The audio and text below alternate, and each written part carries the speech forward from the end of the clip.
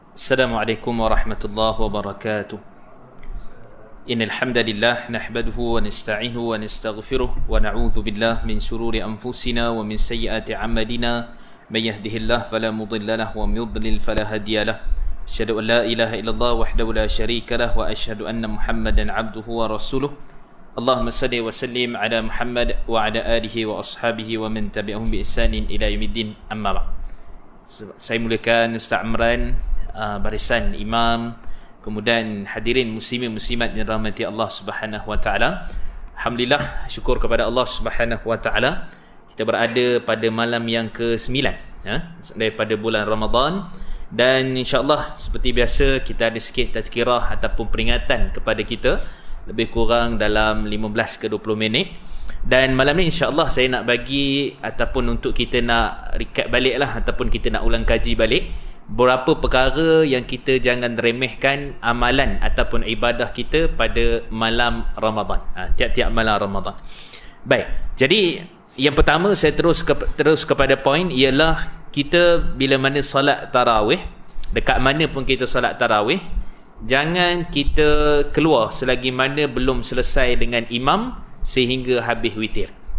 Kerana fadilat dan kelebihannya begitu besar yang dianjurkan oleh Nabi sallallahu alaihi wasallam, yang mana dalam hadis riwayat daripada Abu Zal Al-Ghifari radhiyallahu anhu, dalam riwayat Imam Tirmizi, hadis yang sahih, kata Nabi sallallahu alaihi wasallam, innahu man qama ma'al imam hatta yansarif atau hatta yansarifa kutiba lahu qiyamul lailah.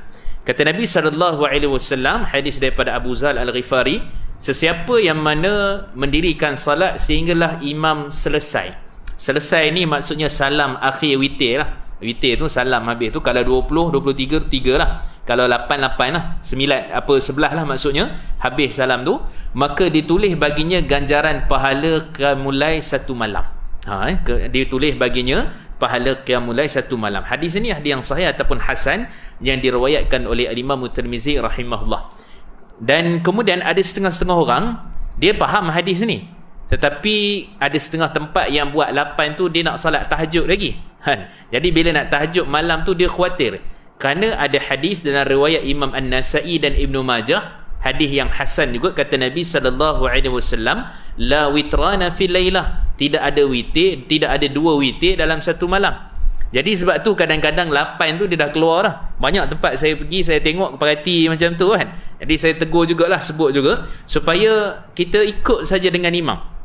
Ikut je dengan imam, kerana kita nak mendapatkan pahala qiyamul lail satu malam tu. Tak ada orang boleh solat satu malam ni kan, kita tak raya lah tuan-tuan kan. Tapi Allah bagi kita satu kelebihan, satu fadilat, maka pada waktu tu jangan kita tinggalkan. Dan witir kita tu cukuplah, witir yang kita bersama dengan imam 3 rakaat tu cukup lah.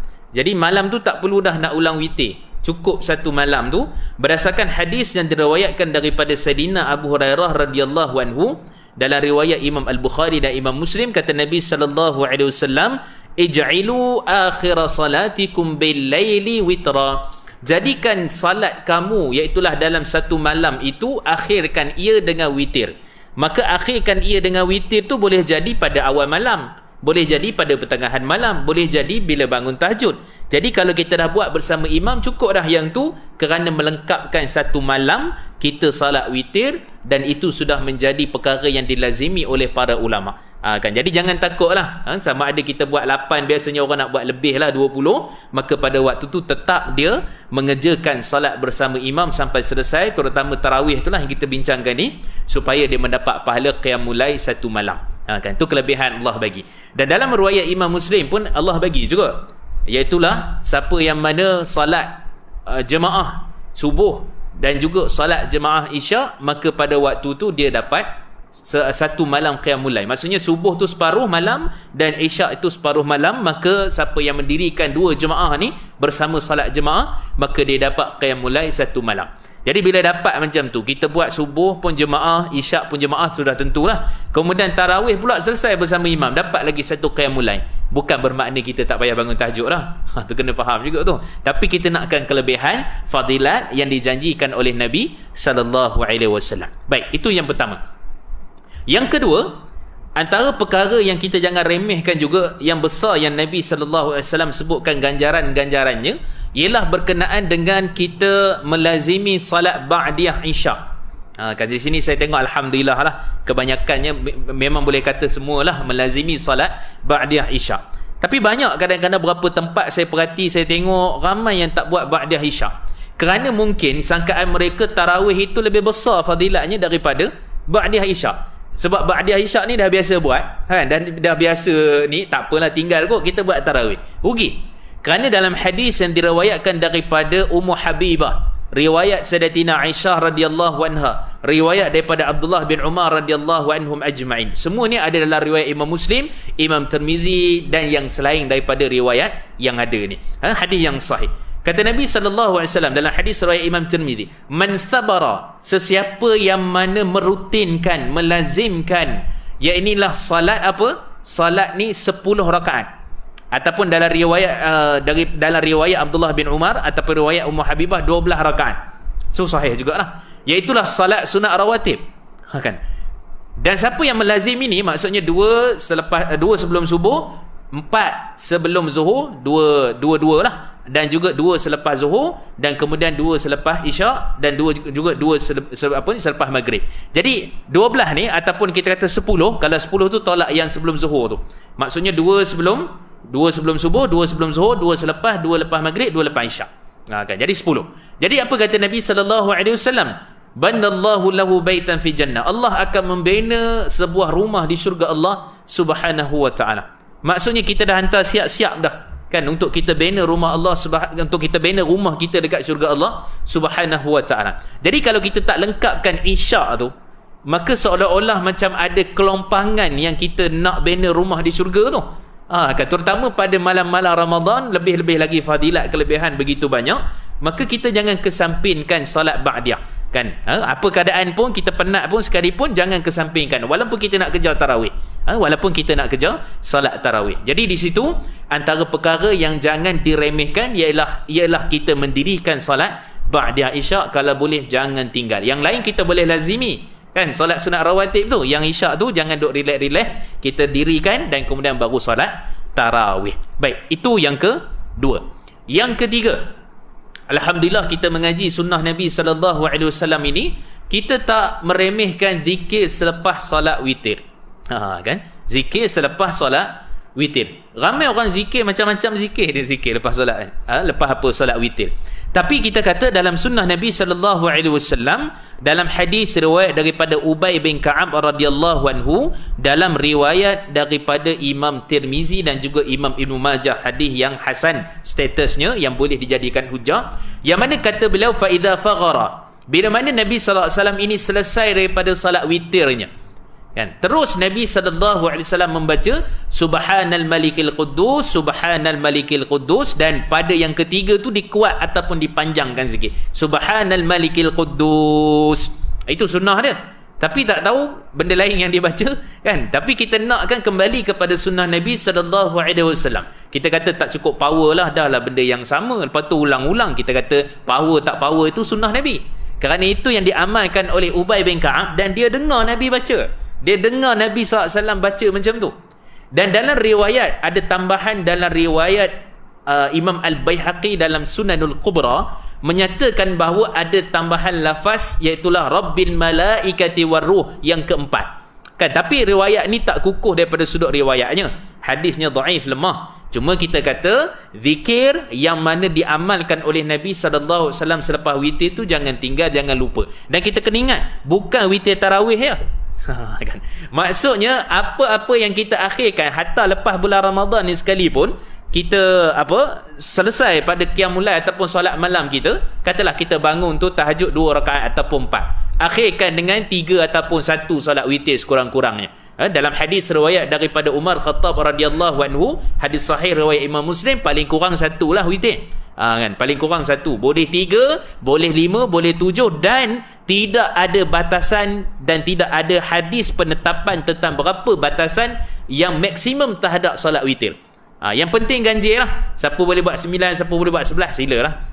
Tapi paling kurang 1 dan ataupun 3 paling cantik lah. Baik, jadi kita sebut tadi, bila habis tu sama ada dalam tarawih Sama ada kita solat lepas bulan Ramadan sekalipun, jangan kita tinggalkan zikir Subhanal Malikil Quddus, yang bermaksud segala puji bagi Allah Subhanahu wa taala, Malik, yang merajai, yang menguasai, yang memegang kerajaan, Al-Quddus, yang maha suci. Kan? Jadi kita sebutkan itu kerana kita memuji Allah Subhanahu wa taala itu adalah witir. Sebab tu dalam riwayat Imam Al-Bukhari dan juga Imam Muslim, Innallah yuhibbul witr. Allah Allah itu adalah ganjil, dan Allah menyukai benda yang ganjil. Dan antaranya ialah solat witir. Jadi kita sebut tentang tu, kita sebut zikir tu adalah untuk mengagungkan Allah Subhanahu wa taala ketika mana kita selesai daripada solat witir. Itu kita kata antara ibadah malam yang kita jangan remehkan solat kita dengan kita membaca zikir. Baik. Yang keempat, iaitulah kita apabila mana pada waktu sahur, kebiasaannya orang sahur tu sahur lah, lepas tu tahajud.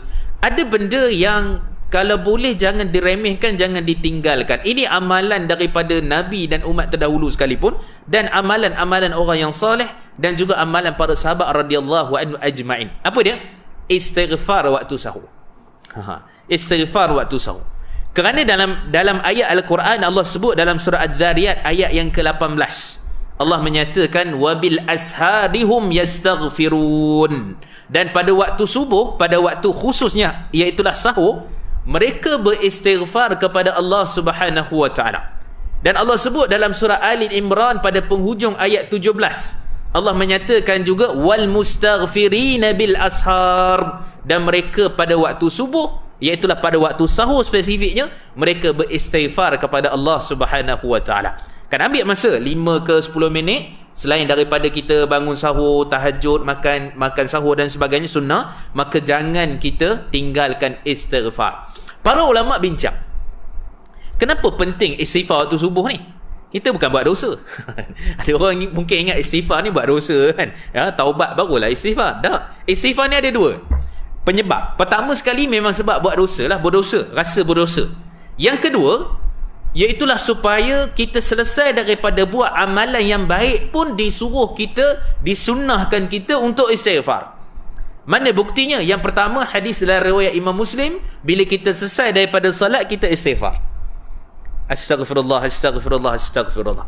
Yang kedua, Allah sebut dalam surah An-Nasr, "Idza jaa nasrullahi wal fath wa ra'aitan nasa yadkhuluna fi dinillahi afwaja." Fasabbih bihamdi rabbika wastaghfirhu innahu kana tawwaba. Yang ni Allah suruh Nabi sendiri istighfar. Waktu bila? Bila mana telah datangnya kemenangan dan pembukaan kota Mekah.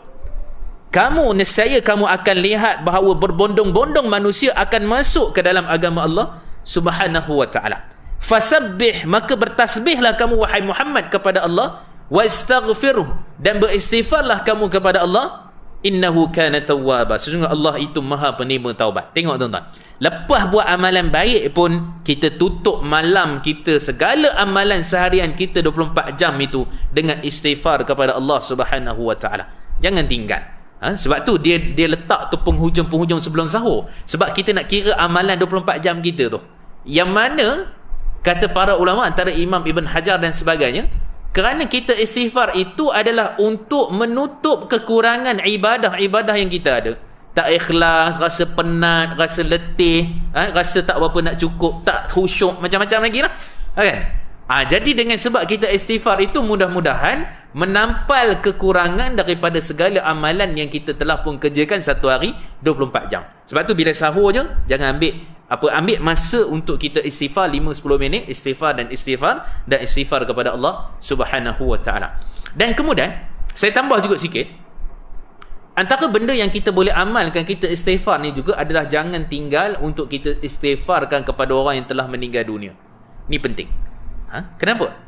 Kerana dalam hadis yang diriwayatkan daripada Abu Hurairah radhiyallahu anhu, dalam riwayat Imam Ahmad, hadis yang hasan statusnya, iaitulah kata Nabi SAW, Nabi SAW menceritakan keadaan manusia ini, iaitulah yarfa'u 'abdu salih fil jannah, akan diangkat hamba-hamba orang yang salih itu di dalam syurga Allah Subhanahu wa taala. Kemudian yang diangkat itu adalah seorang bapa, seorang ayah Yang mana beliau ini bila masuk syurga, darjatnya hanya rendah, biasa-biasa saja. Dan kita tahu darjat syurga ni ada 100 tingkatan, hebat. Dalam riwayat Imam Muslim dan sebagainya, hadis yang sahih. Jadi nak menceritakan bahawa Allah Subhanahu Wa Taala tanya dan dialog, ataupun lelaki tu tanya kepada Allah Subhanahu Wa Taala, aina li hadhihi, daripada mana aku dapat ni? Maksudnya aku ni biasa-biasa saja, tahu dah tingkat aku dekat mana. Tiba-tiba dekat, tinggi, ataupun kita kata diangkat darjatnya di sisi Allah Subhanahu Wa Taala. Maka Allah Subhanahu Wa Taala menjawab kepada orang tu, bistighfari walidaka lak, dengan sebab istighfar anak kamu kepada kamu. Kan? Jadi kita kata istighfar ini juga sebenarnya selain daripada untuk diri kita, maka ada masa jangan lupalah tempat-tempat mustajab, tempat yang elok. Mungkin kita boleh tambah dengan istighfar kepada orang yang telah pergi meninggalkan kita, terutama ibu dan ayah kita, dan mudah-mudahan dengan sebab itu mengangkatkan darjat di sisi Allah Subhanahu Wa Taala. Selit kan? Dan istighfar ini juga kalau kita tengok dalam surah Ibrahim, istighfar Nabi Ibrahim kepada kedua ibu bapanya. Ataupun kita kata macam mana nak istighfar kepada kedua ibu bapa tu? Kan? Baik. Ada juga lafaz yang menyebutkan bahawa astaghfirullah itu adalah astaghfir, ataupun kita panggil kita istilahkan bahasanya itu dengan perkataan yang lain. Kan kita istighfar kan maksudnya dengan istilah mudahnya macam mana kita doakan ketika mana salat jenazah.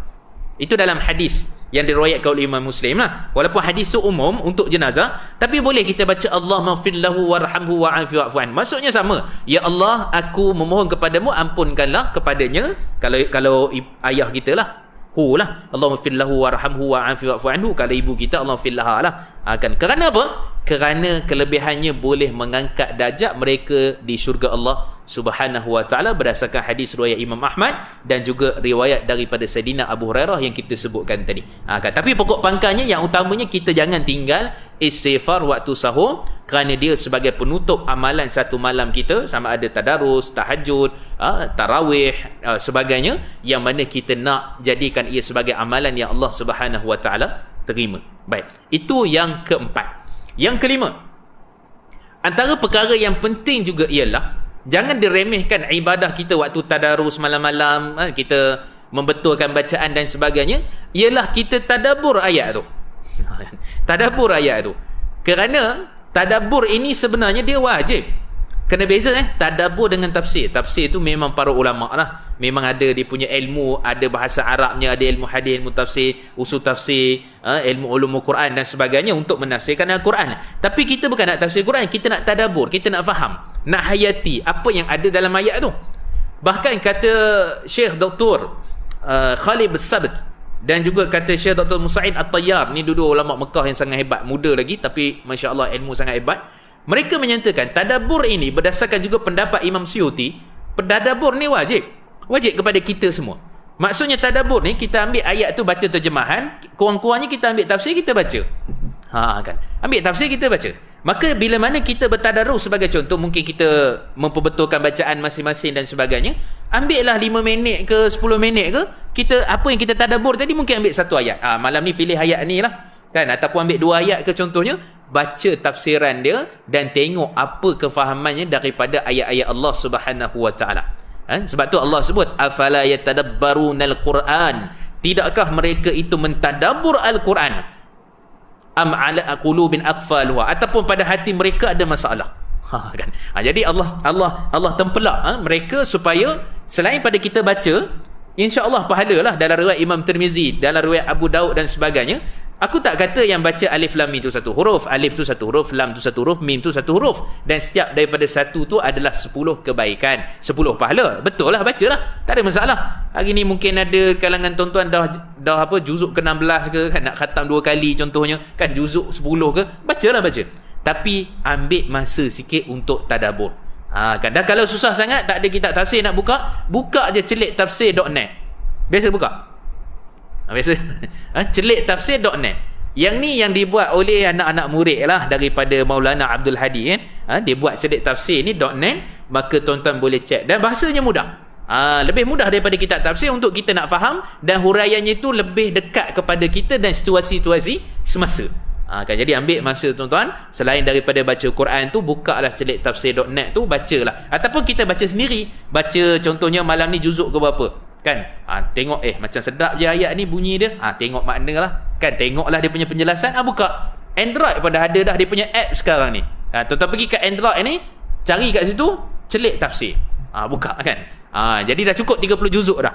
Jadi kita kata selain daripada kita membaca Quran, maka jangan dikesampingkan ibadah malam kita untuk kita tadabbur ayat-ayat Allah Subhanahu wa taala, berkongsi-kongsi. Kan mungkin tak sempat lah untuk satu muka surat, dua muka surat, mungkin tak sempat. Paling kurang kita ambil masa, ambil lah berapa ayat, dan kita nak faham apa yang Allah perintahkan, kita baca, kita faham, dan kemudian kalau ada ayat berbentuk suruhan, perintah dan sebagainya, maka sudah tentu kita nak amalkan daripada perkara ataupun benda yang kita bincangkan tadi.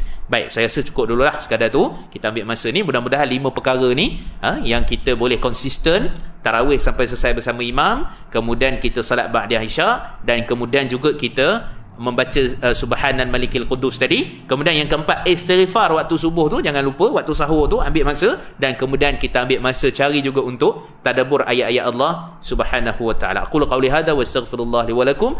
Terima kasih tuan-tuan, mudah-mudahan insya-Allah kita temu lagi. Wassallallahu ala Muhammad, wassalamu alaikum warahmatullahi wabarakatuh.